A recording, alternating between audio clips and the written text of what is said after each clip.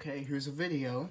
Check this out. So, what I'm gonna have tonight, this evening, gonna have some mashed potatoes, some garlic mashed potatoes. I've also got some just white button mushrooms here, and you can see right here all that kind of dirt and sediment that's on these dudes. Yeah, you can. You really don't want that, but the biggest thing about that is a big mistake is that a lot of people make. They wash them off with water.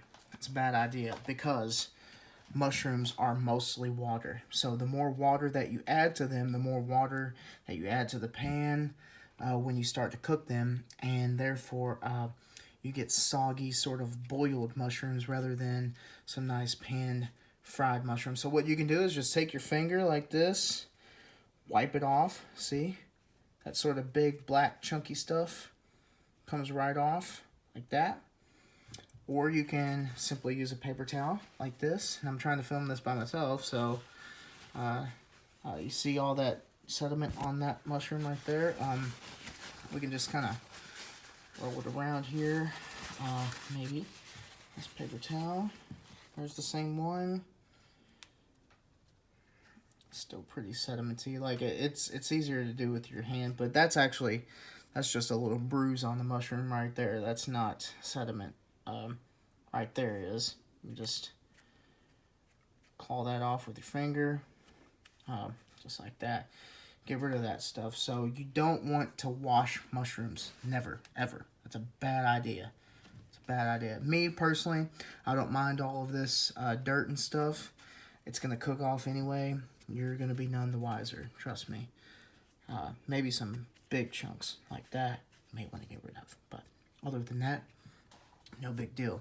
Hang on one second. Let me leave right here. So, what we're gonna have next to these mushrooms is a big, thick cut T-bone steak, which I got at Price for Less Foods. Bro, check this out. Look how thick this dude is. Big, thick steak. There's my thumb next to it right there. That's, I mean, you can't see the whole depth of it, but about 3/4 of an inch. About 3/4 of an inch. It's a good size steak. And my wife and I will be sharing this, so that is 1.065 pounds. So, just over a pound of steak, and, you know, my wife, she won't eat that much of it. I will gladly enjoy most of this. But, dude, check the price out, bro.